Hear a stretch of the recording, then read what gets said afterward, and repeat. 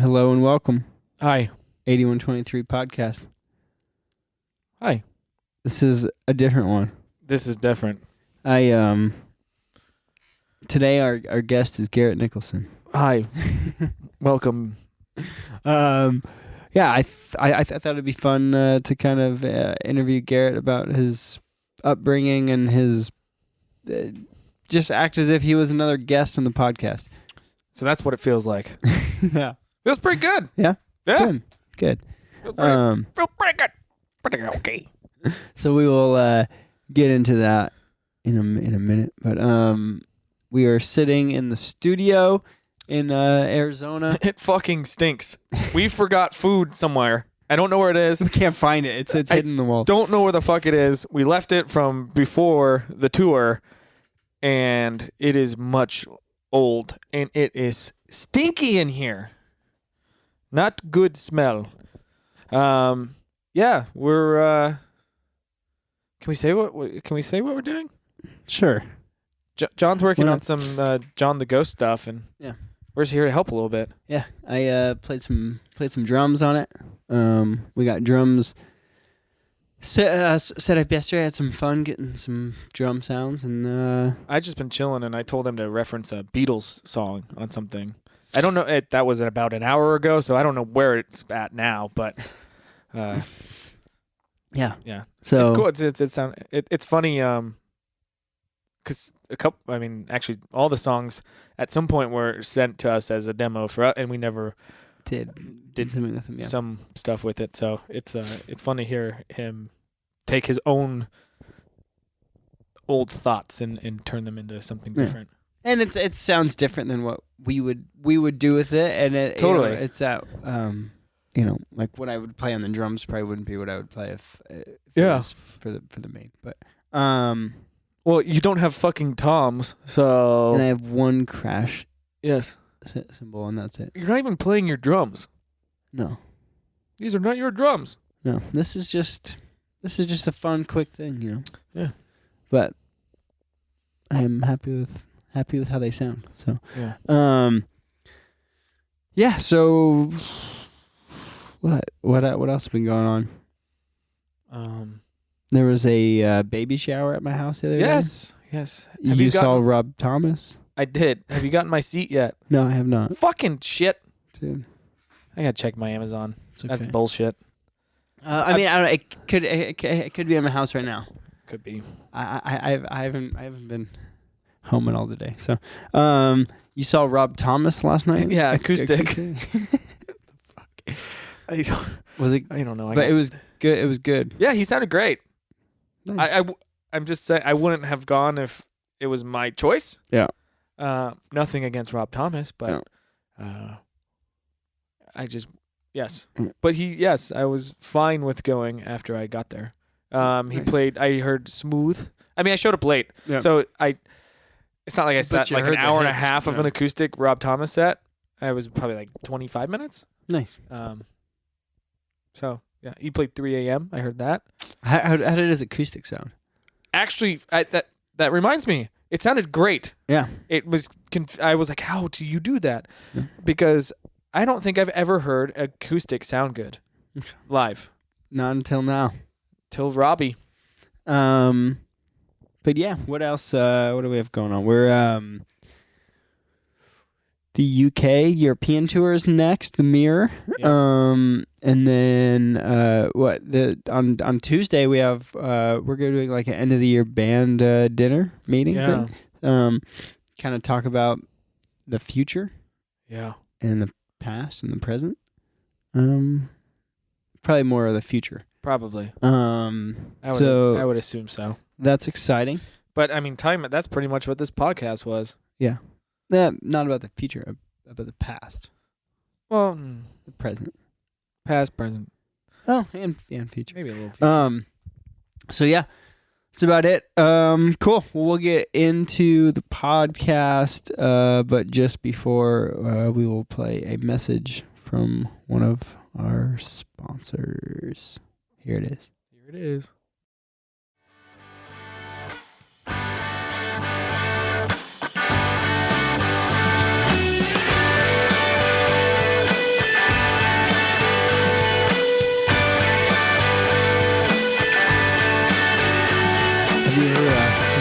guest on a podcast before?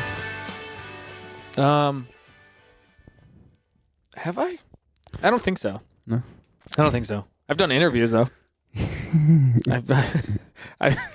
I've been on many of a podcast. Yeah. If you 100 and something. Yeah, 112. 12? That's where we're at. Mm-hmm. Is this 13? I believe so. Yeah. Then If my calculations are correct.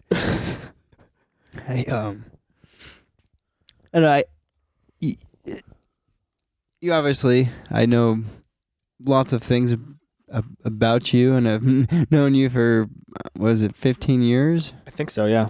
Yes, 15 maybe years more. Soon.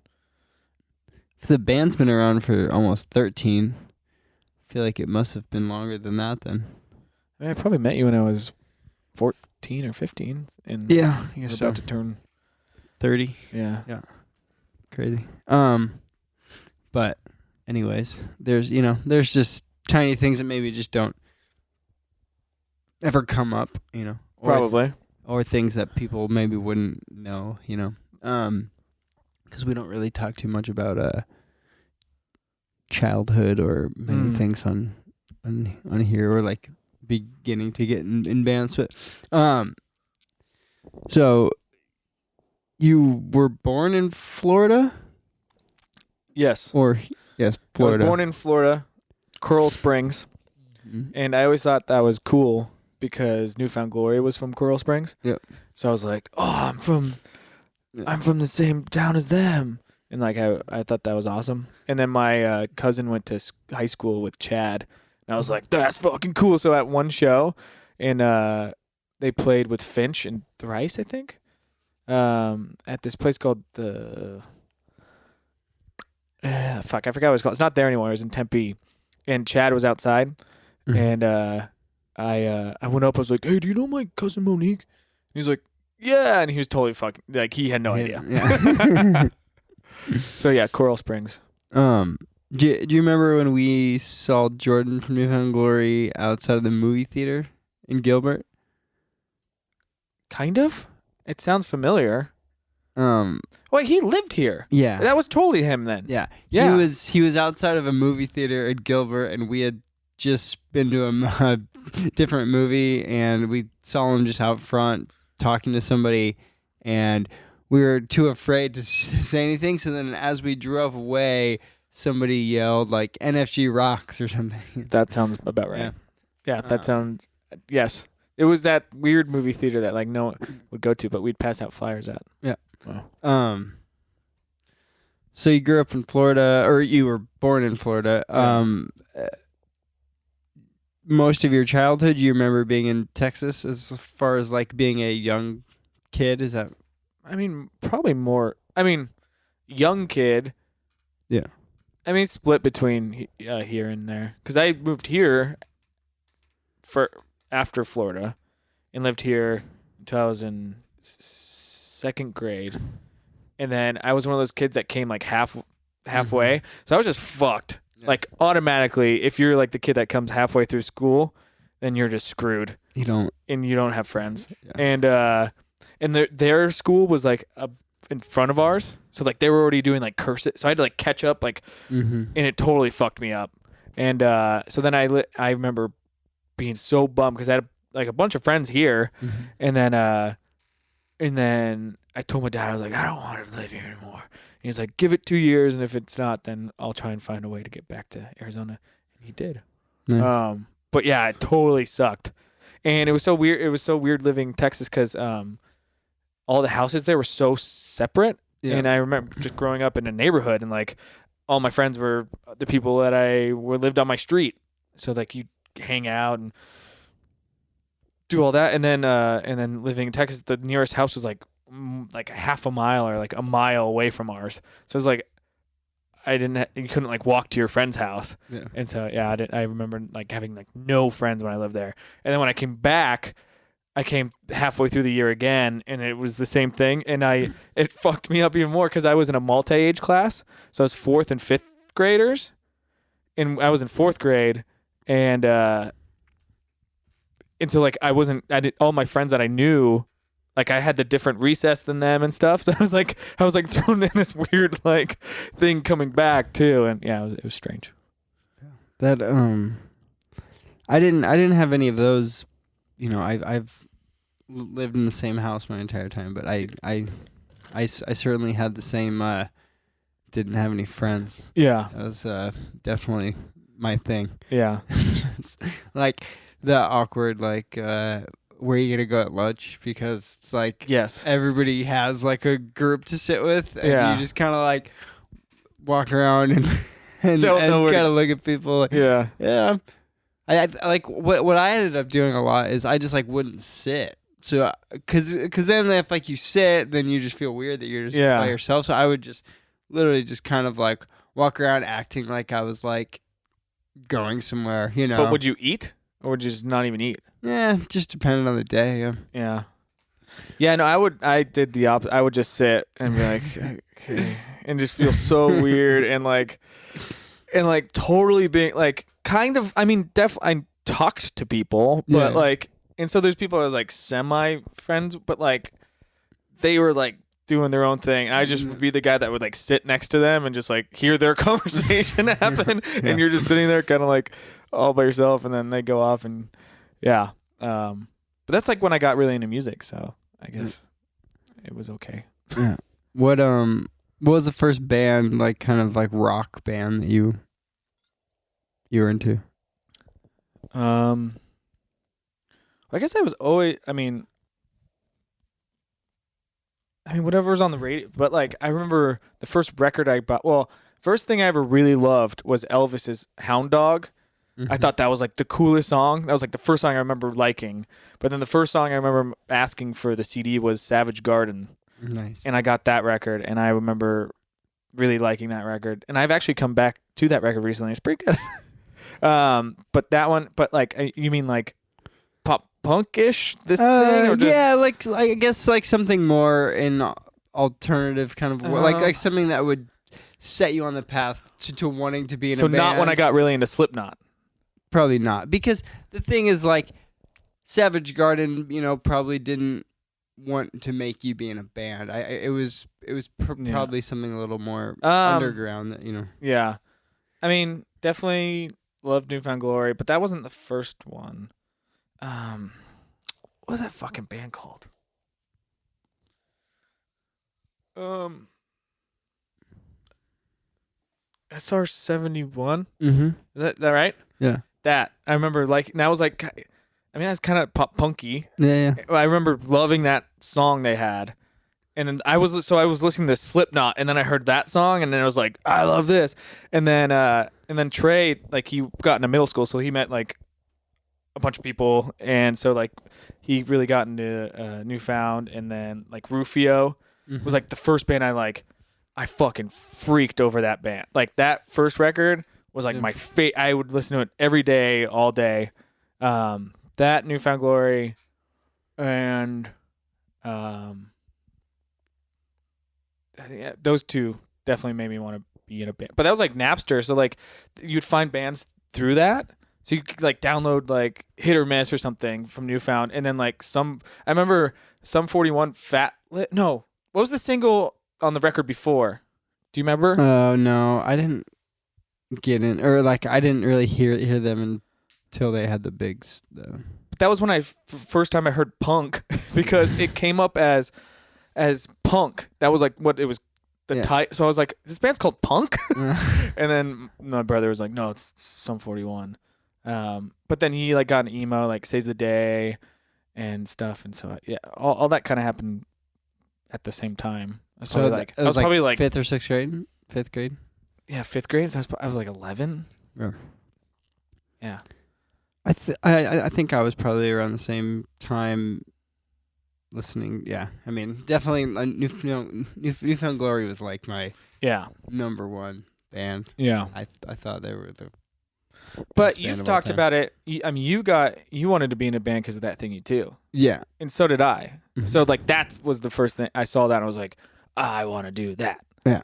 Well, I mean, it just makes it so cool, and like the movie it's awesome. Like I watched it not that long ago. I think we had it on the bus like every once in a while on this. Yeah. Like it was on like HBO or something a lot on this tour, so I'd always put it on. Yeah. So then you start. Did you start? You started playing bass because people wanted to start a band and they already had a guitar player. Is that? Yeah. So Trey had a band, my brother, and so I would just go to their practice. So him and Scott would just they would play like all day long. So I like learned how to not write song, but like that dynamic. Just go. I would just sit in the corner and like watch them like jam for like hours and hours, and I would do that like after school, like every day. And then I met Andrew, who used to play keyboards with us, and he played drums, and I was like, oh, cool. And he had a band, and there was another guitar player, or there was a guitar player and stuff, and so I didn't have a bass or anything, but I was like, hey Mom, like, can I get a bass? And then she ended up buying me one. And then so yeah, I mean, I went right into like learning their songs, like not like learning other people's songs. I'd just be like, okay, and then like I learned that way more than I like would sit down and like learn a Blink song or something. Yeah. And did you instantly feel like that was what you wanted to do with your life, or it was just like a fun thing to do? Because you didn't really like, you weren't on like a basketball team or like anything like that. No, like I said, I would just for a while after school and stuff, I'd just go watch my brother's stuff, and then as soon as I could be in a band, I was like, awesome. And then I mean, of course, of course I wanted to do that as the thing, but it was like, but you didn't really have any clue of like, no, you're 12, you know, like, but pretty soon, like our singer Chris was kind of like into the scene and stuff, the like underground punk scene in Phoenix, azpunk.net. And so he would like book shows, and so like instantly we started playing shows. Like we probably had like 4 songs, and then played shows like right away at a laser tag place called Stratum. Yeah. And my first show was a basement show, so I always thought that was cool. I could say that my first show was a basement show. But your first band, it like, I remember, I mean, it felt like you guys like had fans, but I mean, obviously it was just like a bunch of your friends. Kind of. Like we were the first band at our school, so like we booked a show, and we passed out flyers, and then like 100 people came up. Yeah. And then we started playing all the time, and like, I mean, we'd bring 10 people or 20 people to a show. So there was actually people there though, which was cool. Like but like there were times like a Battle of the Bands contest where you could bring like 150 people. Yeah, it was never like that all the time. It was just, whenever there was Battle of the Bands like all the time. And you had to like really make an effort. For some reason people were like, cool. And then like the jocks would come, and like all the girl, like all this, and you're like, why are you coming? But it was cool. Yeah. So then, I guess the Kerosene Kids was kind of your next band, and that was kind of a little more. Do you feel like from the start you guys were taking it like you were thinking about it a little bit more like music industry-ish, like thinking about like trying to gain. At that point, I'd already been in a band for a while, and like we had played shows in other places, so it felt like we were already in that headset, like that's what we want to do. And then like our singer quit, and then that kind of formed right away into the next band, Kerosene Kids. And like that day, I remember talking to Tim. That's when I first talked to Tim, was the day that we were like said that we were gonna do it, because we got this guy Zach, who was like in like the coolest like local band. He had quit his band and joined ours, and so it like seemed like a huge deal. Like it was, because you knew like Zach was like like a cool guy. Well, it was like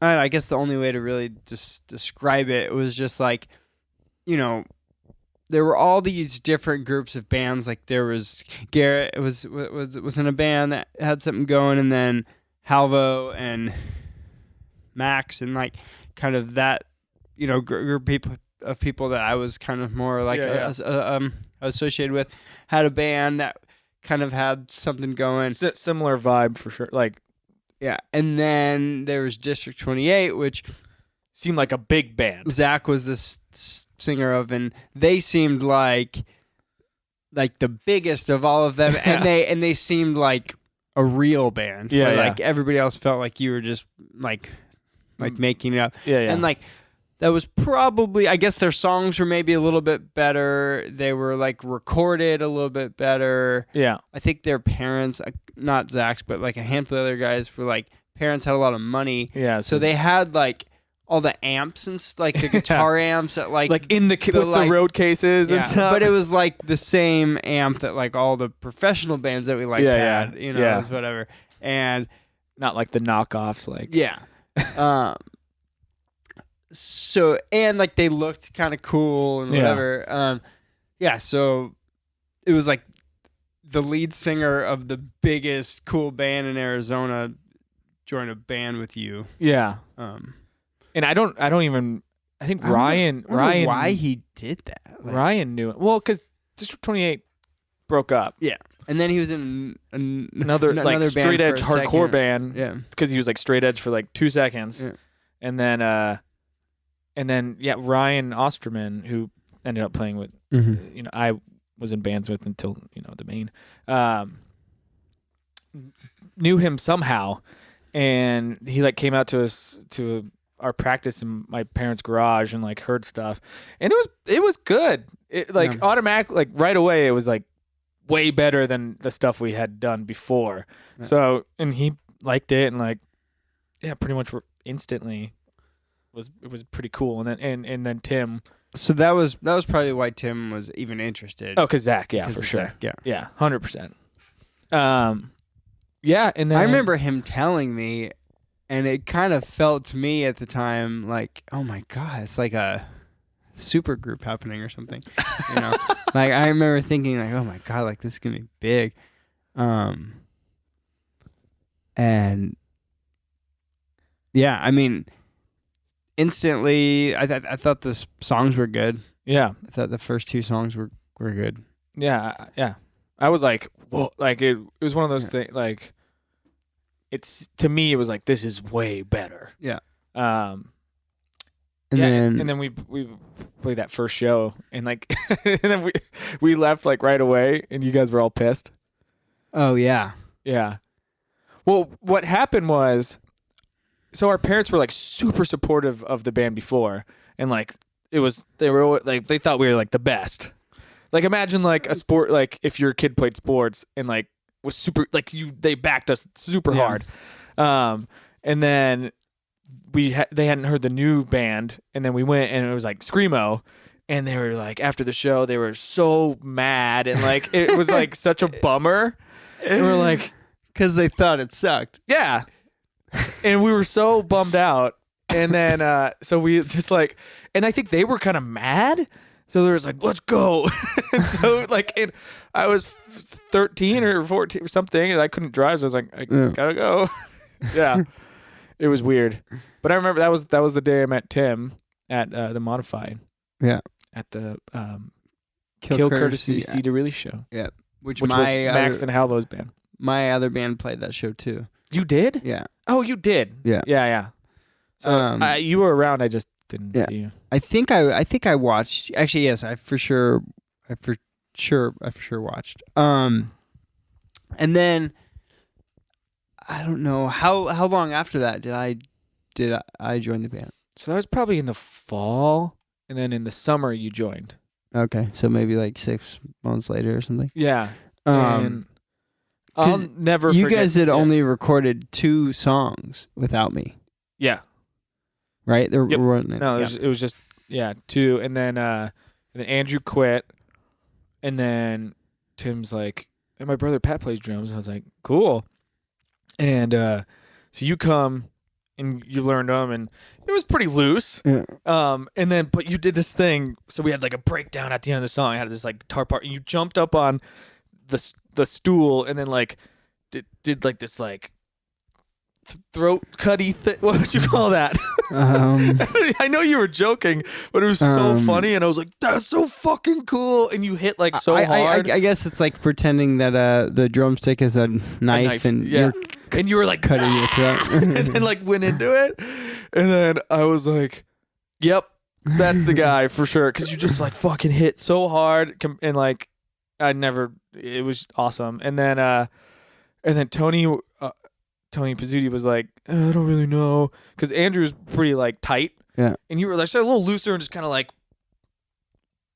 more Keith Mooney, like just kind of like, bah! And but I was like, that was awesome. And then we didn't find anyone else, and then I was like, we have to have Pat, and then that's how it happened. Yeah. So what? It was probably like a week or two later. I don't feel like it was that long. I thought it was like 2 or 3 days later. Oh, maybe that. Yeah, I don't remember. And then instantly, like, we just started practicing right away. Started hanging out every day. I would just come over to your house every day after school. Pretty much, yeah. And we would, we just started working on songs, and I think at that point I don't remember my first show, but I don't remember either. But yeah, probably at Neckbeards. Yeah, we started. We started to like build up a little bit of an audience, and we put out an EP, and we did an album release show, and we brought like 900 people to the show. Yeah, I guess not just us, but all the bands combined. Yeah, it was wild. And it was fucking awesome. Yeah, it was like, that's so many people. I know, and especially, that room was fucking packed. Yeah, that was before the time of. Yeah, one, we didn't fucking know. Yeah, but it was like the stage was big. And stuff. So it felt like, it was like a pretty legit venue. Yeah, even if we would have done that at 900 people at Marquee, it would have been fucking awesome. Great, yeah. But see, the thing, we had we didn't know how many people were gonna go. Right? Oh, we had no idea. No idea. No, we had played before, a couple times, and probably brought like 200, maybe 250 or something. Maybe. And then but most shows was like 50. Yeah. But we put together like a group of bands that Bless the Fall played. Ann Arbor, I think. Ann Arbor played, yeah, for sure. It was pretty much any local band at the time that was like doing really well. Yeah. And it was just like the perfect. Yeah, it was wild, and yeah, that was fucking crazy, yeah. Super crazy. Yeah, so that was the high point of that band. Yeah, and then so, and then in our the way you and me tend to do things is, all right, we did that. Let's change now. Yeah, like instantly. Oh yeah, there's this weird thing that happened, which probably I don't know if we've ever really talked about it like this, or I've really thought about it like this. But then there's this weird thing that happened that probably changed the course of our career as a band. So this guy, who worked for the local alternative radio station in town, was like, no. Never mind. That was a different story. It was the dude from DC, or no, from Seattle. Seattle, yeah. The scene aesthetic dude. Yeah. So just this. A guy. I know, but the way it went in our heads, it was like this guy who had a record like it was like the first step into like the industry. Yeah. So this was just a guy that had maybe a little bit of money from his parents and. Said he was a record label, basically. He wasn't really doing, whatever. But to us, it was a the biggest deal in the world. Yeah. Because there was this guy on a record label that was interested. And really, so I think he was interested in Ann Arbor, which was another band in town that Tim also worked with. And he was interested in them. And I think Tim then started pitching us to him too. Yeah. And he really liked Ann Arbor, and I don't think he really liked the like screamo thing, like the like heavy parts of our band or whatever. Yeah. So I think basically he told that to Tim, and then we kind of were like, yeah, like we're kind of over it too. Yeah, we definitely were. We were just like sick of having to have breakdowns and whatever. Mm-hmm. And that's when we were really big into like Cartel was like probably like one of our favorite bands at the Academy time. Is. Yeah. So that really like, if that wouldn't have happened, there's a chance we just would have kept playing like heavy stuff. Yeah. Because that was like what was big in Arizona, like like and then we could see it becoming successful. So you could easily see a path where we would have just continued that, you know, because you saw like Blessed Fall get signed and get on all these big tours and whatever. Yeah. So then we changed our band name. Yeah, and started and we always threw the word dancey around. Yeah. Like, we need like a dancey part. And then, but it was like, because that was like Panic! At the Disco was getting big and stuff. Yeah. And there was a lot of electronic kind of stuff beginning to get big. Yeah, and so we were trying to do that, and then we got pretty sick of that pretty quick, and then we just went straight like fucking chill rock. So we went from like a screamo band to like wanting to be Sigur Rós. Yeah. Within like, I don't know. And for people that don't know, Sigur Rós, I mean, what's like a more like U2, but like their most like boring songs. Yes, the most boring U2. Which, I mean, I love both those bands. But I'm more so I'm just saying what our band was doing. Yes. So we just a huge just swing. And so like anyone that even somewhat liked us was like, the fuck is this band doing? Yeah, it was totally, I mean, it was just a different band. And so, I mean, but I remember really liking it. Oh, yeah. And then... and at that point, it was like, we kind of quit playing shows, too. Yeah. Well, because you and me got in our head that we're building a studio. Yeah. We're building a studio in your house. Yeah. With the worst computer ever and no knowledge whatsoever. Yeah. But like I remember like spending like hours like looking on the internet for like recording stuff, but having no idea what that stuff did or what it was for. Or I was like, well, I know you need a mixing console. So like I looked at that and I was like, 8 channels. You could record a whole record with 8 channels. Yeah. And I was like, $4,000. Okay, I need to save up $4,000. All right. And then so we booked a show. So but then we kind of quit.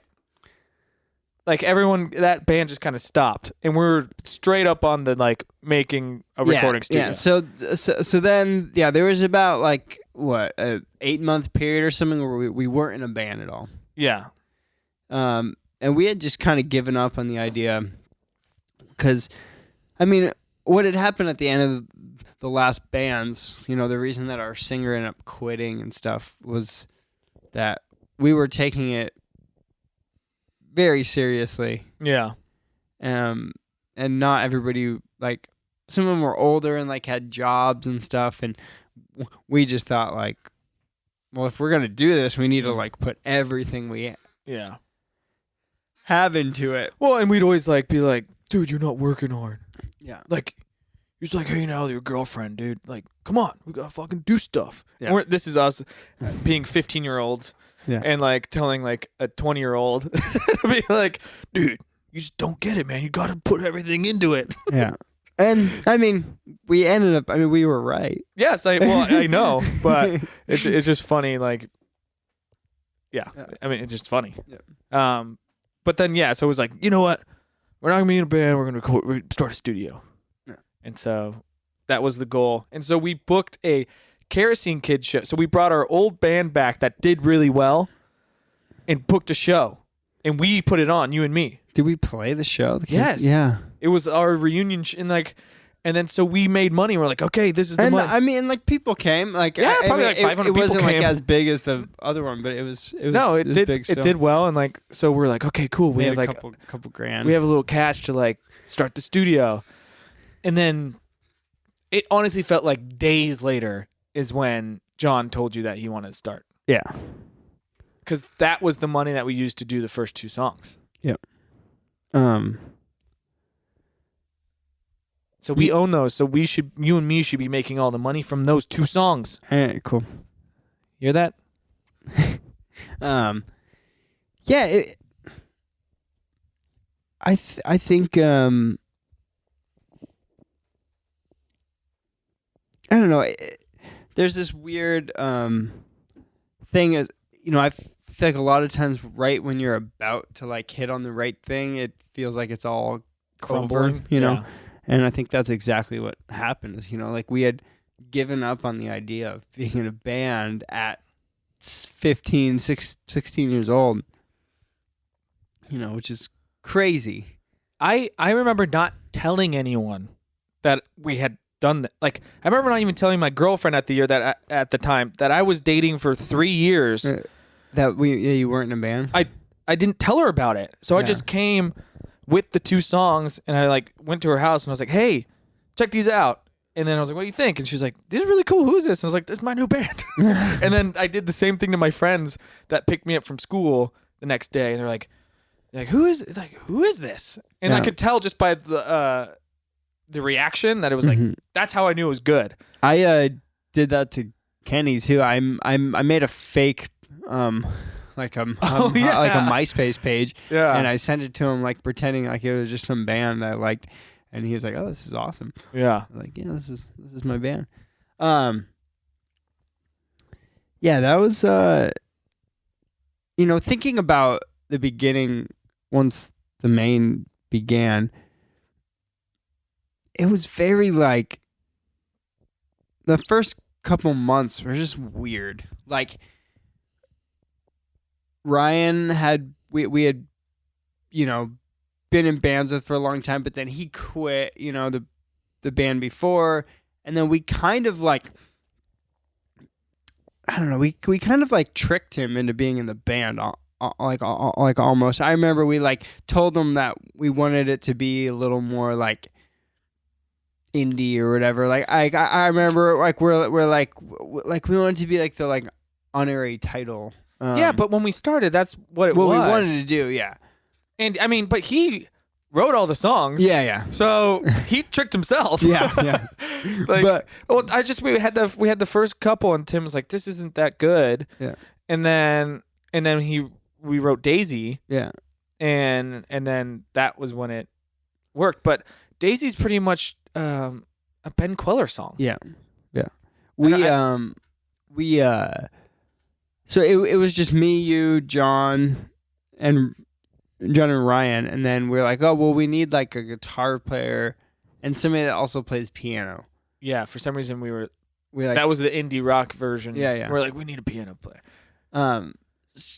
So he's just like, yeah, my buddy Alex, like, yeah, he'll come be in the band, and it's this weird thing to even talk about now. Just like, think about it. Think about how little you know Alex. I feel like I know him pretty well. No, you knew for him sure. for a few months, and he was in the Maine. Yeah, like that's wild. Yeah, I mean, we met him, and like that day he's joined the band. We're like, oh yeah, cool. So like literally, Ryan knew a kid, I think from like some type of church camp or something. He said, and. Yeah, honestly, I fucking have no idea. This is what's funny about this. Is like, yeah, the one of the roots that started this that's been going on for 13 years. We like barely know. Yeah. So, he's this kid that Ryan knew from church camp. He's like, yeah, he's a good guitar player, and I honestly think it was like he had good gear. Was like another thing. Like he had like a couple like nice things. Which like then it was like, well, you can't be in the band unless you have gear. Yeah. So he came over to my house and he played with us. I think Ryan taught him the song maybe before or something, and he came and played, and then he was in the band. And I mean, it'd be so funny to hear like John's take on all this. I know. I feel like he'd kind of feel the same. Like he'd be but everything to him at that point was like, I was used to playing in that room. I was used to playing with Ryan. I was used to playing with you. Like for John, it's like, here's 4 fucking people I don't know. Besides me. I mean, he me well, and then kind of knew you. But but I don't know. I mean, how many months was he in the band for? Maybe 3. And did he record on those first 2 songs?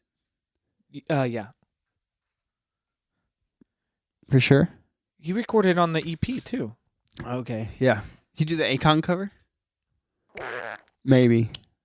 Yeah, because we did that with the EP. But holy shit, that's weird to think about. Is like something like a song like that song was huge for us. Yeah. That cover. Yeah. And it was just this. Jared and Kenny didn't play on it. Yeah. Well, they didn't. Yeah, they didn't play on that whole first batch. Yeah. I mean, not until Can't Stop. No, the way we talk. The way we talk. Yeah. Yeah. But, yeah, it's just interesting, and I think we were just so determined to like make this band work that we were just like, sure, you're in the band. And then it was just like, think about it later.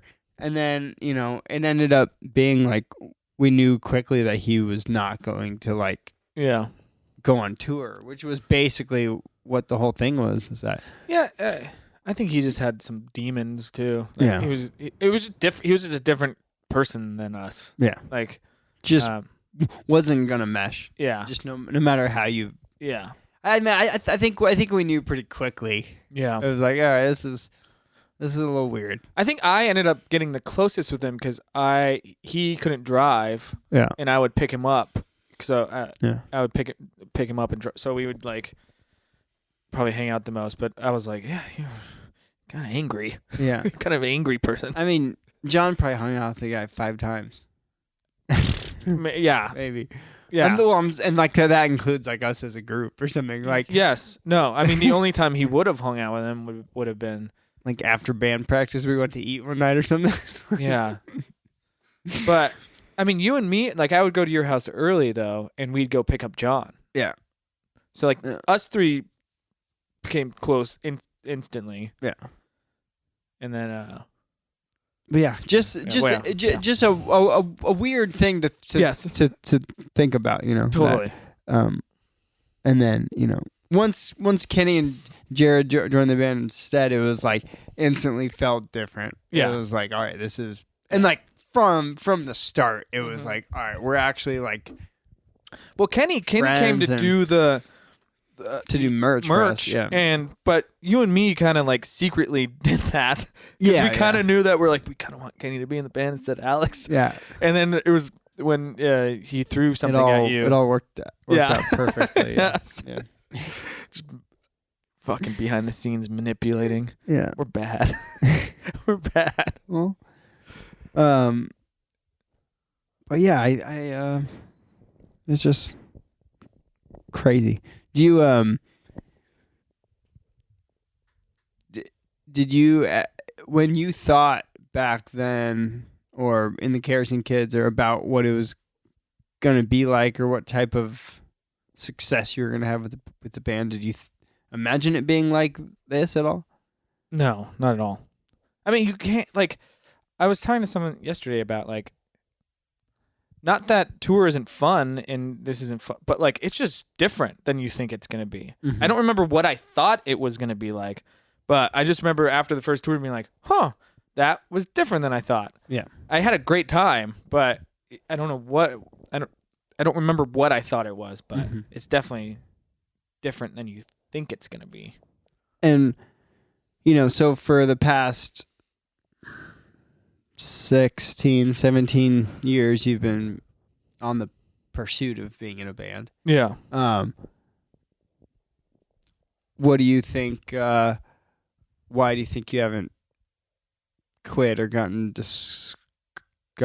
discouraged or kept with the same, thing the whole time throughout all the ups and the downs, regardless of, bands breaking up and changing and starting again and members quitting and, all these things that generally cause things to just end?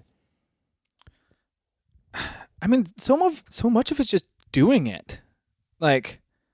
And when you're in the bad stuff, you kind of just, I don't know, you might not, I mean, it, but I've always felt like there is a way, there's something past it. Because what my take on it always has been, what we've done really well is that even back then, is we always were planning the future. Yeah. So even when things sucked, you weren't dwelling on it because you were thinking about how it was gonna be. Mm-hmm. I guess that's what I was trying to say, and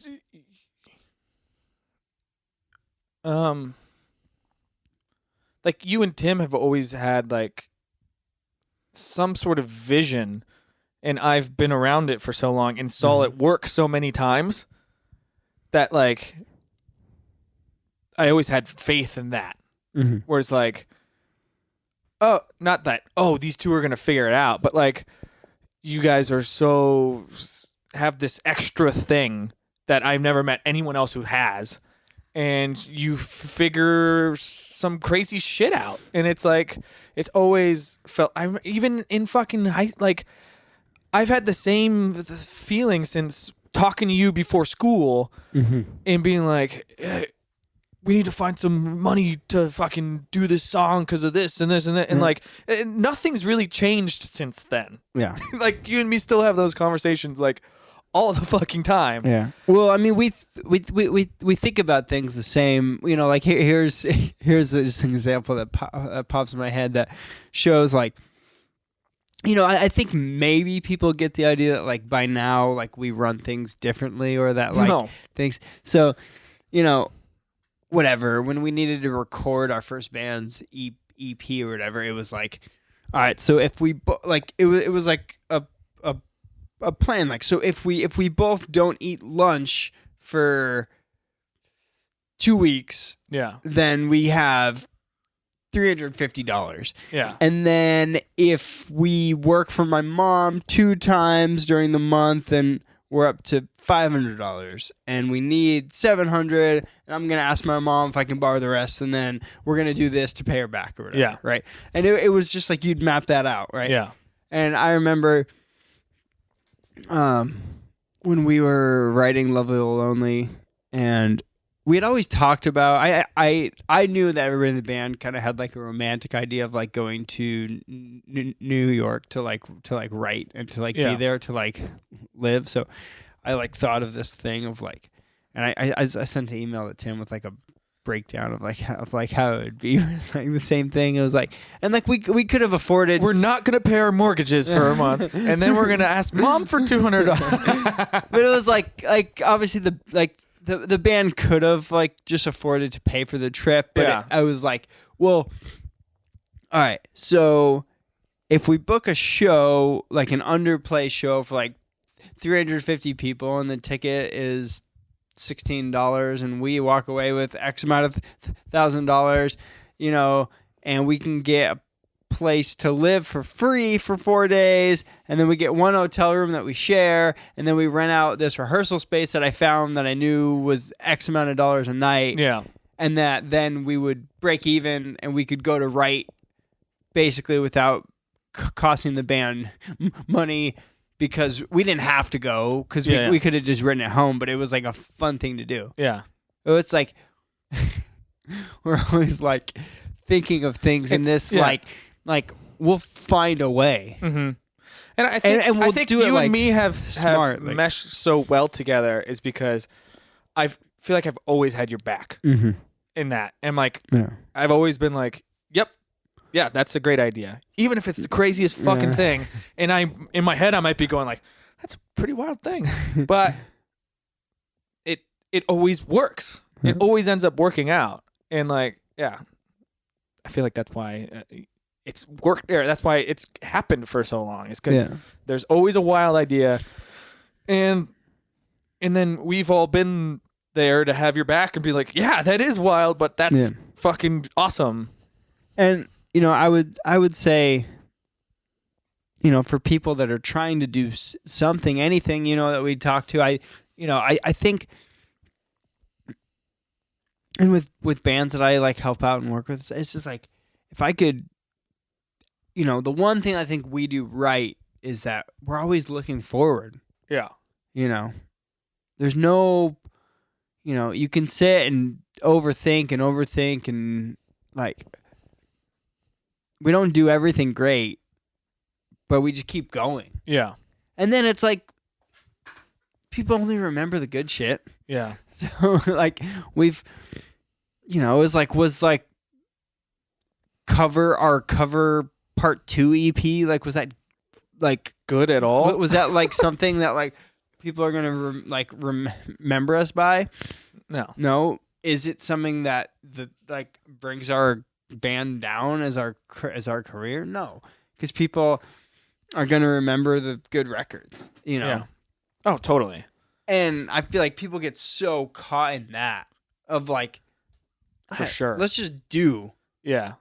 And well, I think that's kind of even where our headspace is right now. Mm-hmm. It's like, the more we just do, the more chances there are for it to be good. Yep. Or something to be good, or something to stick with someone. We can decide what comes out, Totally. Yeah. But the more opportunities you have, the better chances are that something will react. Yep.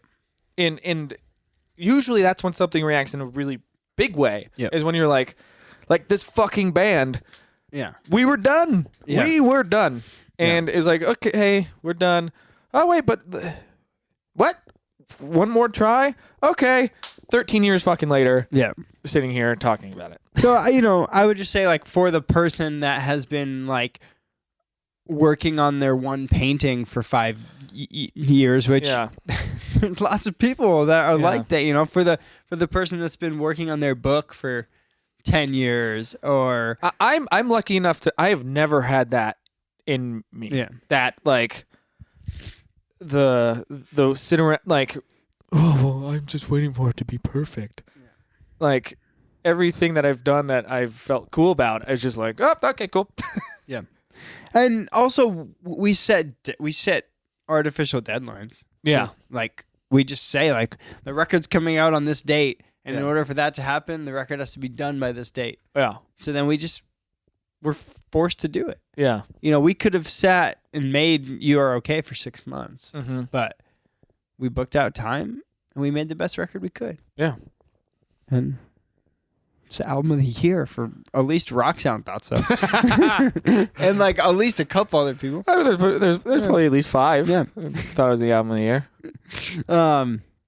So yeah, I don't know. I guess maybe that's the story. Maybe that's your story, is to keep going. Don't overthink, and then that doesn't mean that you don't care. It just means that you're trying. You're just progressing. So tight. Well, that's the episode. That's the story of me. Thanks for listening. Thanks, homies.